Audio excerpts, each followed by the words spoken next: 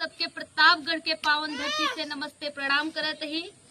जे हमरे चैनल ऋतुजा अवधि लोकगीत के देखत हन, सुनत हन, बहुत सारा प्यार देते हैं, उनका हमारी तरफ से बहुत बहुत धन्यवाद। और जो लोग हमारे चैनल नाई देखत हैं, नाई सब्सक्राइब करते हैं, नाई लाइक करते हैं, सबसे निवेदन है आप सब हमारे चैनल ऋतुजा अवधि लोकगीत के सपोर्ट करें, हमारे गाना सुनें, लाइक करें, सब्सक्राइब करें और शेयर करें। धन्यवाद।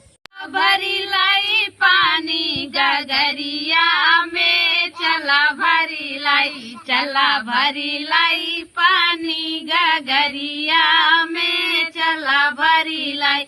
कौशल के बहिनिया हाट घुमेली, बाजार घुमेली, वो तो सऊ सऊ गोंडन के साथ घुमेली। चला भरी लाई, चला भरी लाई पानी गगरिया में, चला भरी लाई, चला भरी लाई पानी गगरिया में, चला भरी लाई। सोनू के बहिनिया हाट घुमेली, बाजार घुमेली, वो तो सऊ सऊ गोंडन के साथ घुमेली। चला भरी लाई, चला भरी लाई पानी गगरिया में, चला भरी लाई, चला भरी लाई पानी गगरिया में, चला भरी लाई। हमरे फुइया हाट घुमेली, बाजार घुमेली, वो तो सऊ सऊ